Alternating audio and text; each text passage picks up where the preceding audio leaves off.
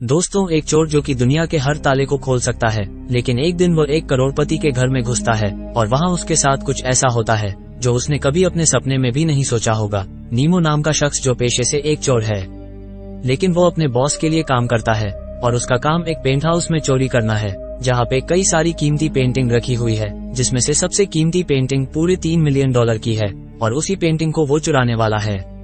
अपने प्लान के मुताबिक रात होने पर नीमो उस घर में घुसता है जो बेहद ही आलीशान था। चारों तरफ बहुत सी पेंटिंग लगी हुई थी, जबरदस्त पेंटिंग थे जिनकी कीमत लाखों में थी। नीमो एक एक करके सारी पेंटिंग को रखना चालू करता है, लेकिन अभी तक वो सबसे महंगी वाली पेंटिंग नहीं मिली थी, जिसके बारे में वो अपने साथी को वॉकी टॉकी पर बताता है। उसका दोस्त कहता है कि दूसरे कमरे में चेक करो, क्या पता वो वहाँ पर हो, लेकिन वहाँ भी उसे कुछ नहीं मिलता और मजबूरन उसे जो कुछ मिला था उसे लेकर वापस आना पड़ेगा। तब उसका साथी उसे गेट का कोड बताता है, जो वो डाल तो देता है, लेकिन आखिरी समय पर सिस्टम मेलफंक्शन हो जाता है, जिस वजह से पूरे घर का सिस्टम खराब हो गया था और तेज तेज सायरन बजना शुरू हो जाता है। नीमो अपने साथी से बार बार पूछता है कि ये क्या हुआ, लेकिन उसके पास कोई जवाब नहीं था और आखिर में वो कह ही देता है कि मैं कुछ नहीं कर सकता, अब मेरे हाथ में कुछ नहीं है, तुम्हें खुद ही वहाँ से बाहर निकलना पड़ेगा। हालांकि नीमो को जेल नहीं जाना था, उसका एक परिवार भी है, लेकिन ये उसे चोरी करने से पहले सोचना चाहिए था। उसे समझ नहीं आ रहा था कि वो क्या करे। उसे वो सायरन की आवाज भी बहुत तंग करने लगती है, इसलिए वो पहले तो उसे तोड़ता है और वापस से गेट के पास जाकर उसे चाकू से तोड़ने की कोशिश करता है, लेकिन ये गेट टूटने का नाम ही नहीं ले रहा था। शायद बहुत तगड़े वाले सीमेंट से बना था और इसी चक्कर में साइड में लगे हाउस कंट्रोल डिवाइस में कुछ दिक्कत आ जाती है, जिस वजह से पूरे घर का टेम्परेचर बढ़ने लगता है और अब ठंडी हवा की जगह गर्म हवा आना शुरू हो गई थी। धीरे धीरे गर्मी बढ़ती जा रही थी।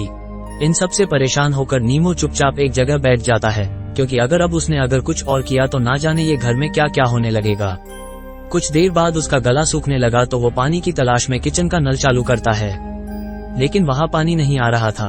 तो वह फ्रिज ओपन करता है जहाँ पे कुछ खाने पीने का सामान था, लेकिन पानी की बोतल सिर्फ एक ही थी, जिसे वो पूरा पी जाता है और फिर दोबारा से आकर मेन गेट को खोलने लगता है। लेकिन कुछ देर बाद उसे पता चलता है कि गेट असल में लकड़ी का नहीं बल्कि स्टील का है। अब ये देखकर उसके होश उड़ जाते हैं, इसलिए वो ये काम भी छोड़ देता है और वापस आकर एक बेड पर सो जाता है, जो कि घर के मालिक का था। वो सोने की बहुत कोशिश करता है, लेकिन उसे नींद ही नहीं आती। अब बीच बीच में वो अपने साथी को कनेक्ट करने की कोशिश भी करता है, लेकिन वहाँ से कोई भी जवाब नहीं आ रहा था। सभी उसे छोड़कर चले गए थे, वो अकेला बचा हुआ था। अब अगली सुबह वो सबसे पहले घर में रखे हुए लैंडलाइन फोन को चेक करता, लेकिन वो भी बंद था। इसके बाद वापस जितने भी ड्रॉ थे उन्हें चेक करता है कि शायद उसे कुछ काम का सामान मिल जाए, लेकिन वहाँ भी उसे कुछ नहीं मिलता। अब इतनी देर में उसे टॉयलेट लग जाती है, तो वो करने के लिए चला जाता है। उसे कुछ फेक फ्रूट रखे हुए मिले, जिन्हें वो विंडो पर खींच के मारता है, लेकिन कुछ नहीं होता क्योंकि पूरा घर साउंड और बुलेट प्रूफ था। वो अपनी मुंह ढका हुआ था और इसी दौरान उसे जोर की प्यास भी लग जाती, लेकिन जो पानी उसे कल मिला था वो तो पूरा पी लिया, यानी यहाँ उसके पास पीने को कुछ नहीं है। वो स्विमिंग पूल के पास जाता है और उसके पानी को पीने का ट्राई करता है, लेकिन अगर वो पानी पीने लायक होता तो स्विमिंग पूल में क्यों होता। नीमो फौरन उसे मुंह से निकाल देता है, क्योंकि वो बहुत ही कड़वा था और अब उसे पता चलता है कि उसके शरीर से बड़ी गंदी बदबू आ रही है। तो वो उस पानी से खुद को साफ करता है और इसके बाद वो एक्वेरियम के पानी को पीने का कोशिश करता है, लेकिन वो भी बेकार था। वो टैप वाटर को ऑन करता है, वहाँ भी कुछ नहीं था। नीमो को गुस्सा आने लगा था और वो रोने लगता है, लेकिन आखिर में उसके दिमाग में फ्रिज आता है, जिसमें से वो जमे हुए बर्फ को बाहर निकालता है और उसे चूसने लगता है, जिससे उसे थोड़ी तो राहत मिलती है, लेकिन पूरी प्यास नहीं बुझती। उसके बाद वो सारे बर्फ पिघल जाते हैं। अब वो घर के सारे फर्नीचर टेबल को लाकर एक जगह पर इकट्ठा कर देता है, क्योंकि उसके दिमाग में एक आइडिया था कि वो घर की छत पर जाएगा और वहां से किसी को मदद के लिए पुकारेगा। लेकिन वहां तक पहुंचना इतना आसान नहीं था, क्योंकि छत बहुत ऊंची थी और इतना सब ट्राई करने के बाद वो एक बार फिर जाकर उसी हाउस कंट्रोल सिस्टम को चेक करता है। क्या पता शायद घर का टेम्परेचर चेंज हो जाए, लेकिन कोई फायदा नहीं था। अब उसे प्यास के साथ साथ भूख भी लगी थी, तो एक फूड कैन को खोलने की कोशिश करता है, लेकिन उसी चक्कर में उसका हाथ भी कट जाता है, जिससे उसे काफी दर्द होता है। उसके दिमाग में फिर से फ्रिज आती है, तो वो जाकर उसमें बर्फ ढूंढने लगता है, लेकिन अब बर्फ पिघल चुकी थी, इसलिए वो उस फ्रिज को ही चाटना शुरू करता है, ताकि जो कुछ बचा खुचा बर्फ था वो उसे खा सके। उसका बस चलता तो वो फ्रिज में ही बैठ जाता, लेकिन उसकी मजबूरी है, वो उसमें फिट नहीं आएगा।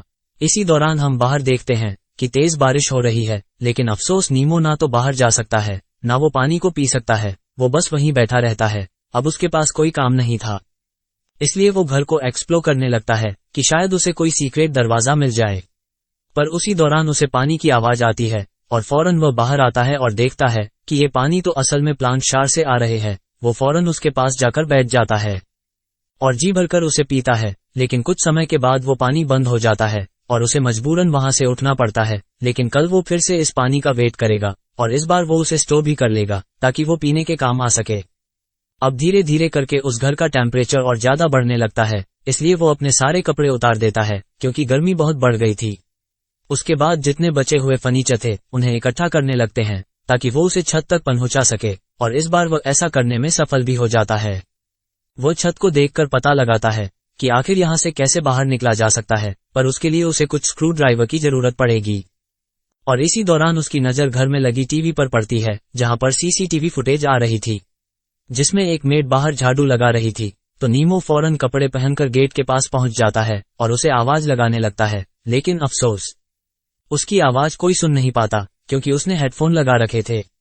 वैसे भी वो घर पूरा साउंड प्रूफ है, जो नीमो जितना भी चिल्ला ले उसकी आवाज बाहर नहीं जाने वाली थी। इसलिए वो वापस आकर हताश होकर बैठ जाता है।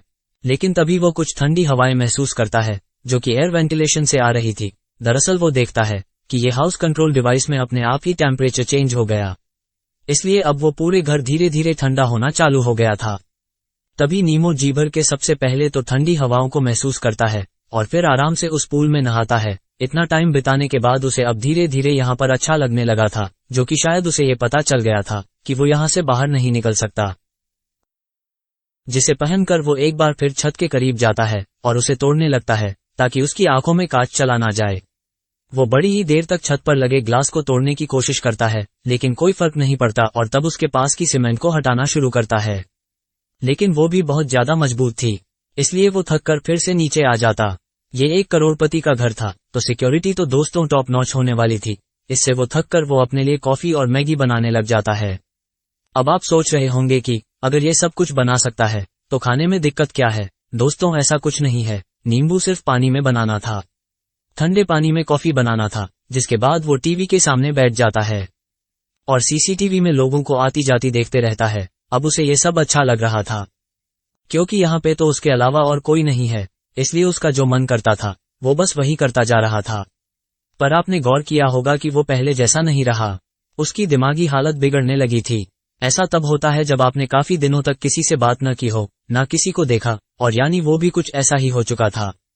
धीरे धीरे अब टेम्परेचर और कम होने लगा और कुछ देर पहले जहां वो 10 था अब 8 पर पहुंच चुका था। यानी कि कुछ देर बाद यहाँ पर बर्फ गिरने जैसा माहौल होने वाला है, जो नीमो के लिए मुसीबत बनने वाली थी।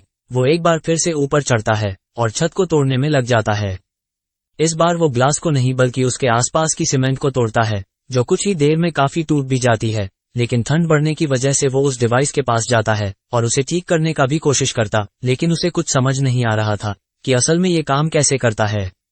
इसके बाद वो फिर से ऊपर चढ़ता और इस बार उसने उस विंडो के आसपास की सीमेंट को तोड़ दिया था, लेकिन उसे देखता है कि उसके नीचे एक लोहे की परत लगी हुई है जो कि स्क्रू से टाइट की गई है। इसे तोड़ पाना असंभव है, इसलिए वो उदास होकर फिर से नीचे आ जाता है और चुपचाप बैठ जाता है। तभी उसकी नजर बाहर बैठी एक कबूतर पर पड़ती है, जो उसकी तरह मजबूर थी क्योंकि उसके पंखों पर चोट लगी थी और वो उड़ नहीं पा रही थी। लेकिन नीमो को ये पता नहीं होता कि वो मरने वाली थी और कहता है कि तुम जाकर मेरे भाई से कहो कि मुझे यहाँ से बाहर निकाले, मैं अभी तक यहीं पर फंसा हुआ हूँ, मेरी तबीयत भी अभी ठीक नहीं है। नीमो के पास करने के लिए अब कुछ नहीं था, उसने सारी चीजें कर ली थी। उसकी बॉडी के साथ साथ उसका दिमाग भी थक चुका था, वो हार मानने लगा था। इसलिए अब उस घर में जितनी भी महंगी महंगी पेंटिंग थी जिन्हें चुराने के लिए वो यहाँ पर आया था, वो उन्हें तोड़ने लगता है और कई घंटों तक वो ऐसा ही करता रहता। इसके बाद वो करोड़पति के वार्डो में जाता है जहां पर उसे जूते देखने को मिलते हैं, लेकिन तभी उसे अलमीरा के पीछे कुछ सीक्रेट डोर दिखता है। वो सारे कपड़े हटाकर देखता है तो वहां पर एक रास्ता था, या फिर ये कहें कि एक सीक्रेट दरवाजा था। अब वो धीरे धीरे अंदर जाना शुरू कर देता है और फिर उसे कुछ ऐसा देखता है जिससे कि उसके होश उड़ जाते हैं। दरअसल वहां पर एक बूढ़े आदमी की लाश पड़ी हुई थी, लेकिन जब वो उसके करीब जाता है तो देखा कि वो असल में एक डमी था, जिसके हटाने पर उसे नीचे कुछ पेपर्स मिले जो कि अनसीन हिस्ट्री से लिए थे। इसमें लिखा था कि यू आर डेड। नीमो उसे पता है, लेकिन उसे कुछ समझ नहीं आता। इसके बाद वहां उसे वो लगी पेंटिंग दिखाई देती है। ये वही पेंटिंग थी जिसे लेने के लिए वो यहाँ पर आया था, यानी जो वो $3 मिलियन वाली पेंटिंग। अब उसे ये लगता है कि शायद वो यही मारा जाएगा। दूसरी ओर हम उसी कबूतर को देखते हैं जो कि अब मर चुकी थी। नीमो का भी कुछ ऐसा ही हाल होने वाला था, क्योंकि टेम्परेचर बहुत ज्यादा बढ़ चुका था। तो फिर उसे सीसीटीवी में दिखता है कि वो मैद अब गेट के बाहर ही बैठी हुई है। तो वो फौरन गेट के पास जाता है और उसे पीटने लगता है, लेकिन हल्की सी आवाज भी बाहर नहीं जाती है और वो बहुत ही गुस्सा हो जाता है और चिल्लाने लगता है और वहीं सो जाता है। अगले दिन वो फिर से उस विंडो के पास जाता है और अब वो सोचता है कि स्क्रू ड्राइवर कैसे बनाया जाए जिससे वो स्क्रू को खोल सके। तो वो एक लकड़ी से स्क्रू खोलने का टूल बनाता है और उसे खोलने की कोशिश करता है, लेकिन वो नाकामयाब रहता है। पर भयो अभी भी उसके अंदर उम्मीद जगी हुई थी। वो फिर से प्रयास करता है और वो इस बार स्क्रू को खोल लेता है, लेकिन अब उसके अंदर इतनी ताकत नहीं बची थी कि वो बाकी स्क्रू को खोल सके। इसलिए वो नीचे आ जाता है और यहाँ हम एक और चीज नोटिस करते हैं कि नीमू अब पहले जैसा नहीं रहा। वो अब खुद से ही बात करता है, क्योंकि उसके पास अब न तो खाने को कुछ है और ना ही पीने को। वो वहां लगे पेड़ को भी हिलाता है कि कुछ उसमें से निकल आए, लेकिन कुछ नहीं आता और आखिर में उसे कुत्ते का खाना ही खाना पड़ता है, जो उसके लिए बेहद ही बुरा था। लेकिन भूख कुछ भी करा सकती है और ऊपर से ठंड, ऊपर से भूख और प्यास। वो पूरी तरह से थक हार चुका था, लेकिन इतनी मुश्किलों के बावजूद उसे बस एक ही ख्याल आ रहा था कि कैसे वो बाहर निकले। इसलिए वो बाकी स्क्रू को खोलने लगता है, लेकिन इसी बीच उसका पैर फिसल जाता है और वो सीधा नीचे गिरता है। इससे उसके पैर की हड्डी टूट चुकी थी, जो उसके लिए एक और मुसीबत बन गई थी। लेकिन तभी उसे वहां एक पेंटिंग दिखाई देती है जिसमें एक आदमी टेप से बंधा हुआ था। उस पेंटिंग को गिरा देता और कहता है कि तुम्हारी दिक्कत मैं समझ सकता हूँ, जाओ, मैंने तुम्हें आजाद कर दिया। अभी इसी तरह से कुछ और दिन बीत जाते हैं और न्यू ईयर भी आ जाता है। बाहर धूमधाम से पार्टी चल रही थी, सभी लोग एंजॉय कर रहे थे। ये सब ऊपर से नीमो देख रहा होता था, लेकिन वो यहाँ पर कैद है। तभी उसे कुछ मन ही मन दिखने लगती है, जैसी कि वो मैद उसके पास आ गई है और उसने नीमो को आजाद कर दिया। उसी पल उसकी नजर ऊपर लगे फायर अलार्म पर पड़ती है, जिससे कि उसे एक और आइडिया आता है। अगर वो उस फायर अलार्म को ऑन कर दे तो वो पानी पी सकता है। वो कुछ पेपर्स को इकट्ठा करता है और अगले दिन जब विंडो से सनलाइट अंदर आती है तो उसकी मदद से वो आग जला देता है और फिर उस पेपर को ले जाकर उस फायर अलार्म के पास रख देता है, जिससे अलार्म बजने लगता है और पूरे घर का शोर सिस्टम ऑन हो जाता है और चारों तरफ सायरन बजने लगता है। पानी गिरने लग जाता है, लेकिन यहाँ भी वही होता है जो हर बार होता है। पूरे घर में पानी भर गया था, लेकिन बाहर किसी को कानों कान खबर तक नहीं थी अंदर क्या हो रहा है। और नीमू को समझ आ गया था कि वो गरीब ही ठीक था, क्योंकि कम से कम उसके आसपास वाले लोग उसकी फिक्र तो करते थे। ये अमीर लोग जो होते अपने में ही मस्त होते हैं, इन्हें कुछ फर्क नहीं पड़ता कि उनके साइड वाला पड़ोसी कैसी हालत में है। अगर ऐसा होता तो आज वो बच जाता। समय गुजरता है और हम 1.5 महीने बाद का समय देखते हैं कि नीमो अब बहुत ही कमजोर हो चुका है। बाहर बर्फ गिर रही है, मतलब ठंड का मौसम आ चुका है, लेकिन अब नीमू ने सारे स्क्रू को खोल लिया। अब वो बाहर जाने वाला है, लेकिन उससे पहले वो घर की दीवारों पर कुछ बातें लिखता है, जिसमें इस घर के मालिक से कहता है कि मैंने आपके पूरे घर को बर्बाद कर दिया, जिसके लिए मैं आपसे माफी मांगता हूँ। लेकिन मैं आपसे कुछ कहना चाहता हूँ, ये घर नहीं, असल में एक जेल है। Thank you so much.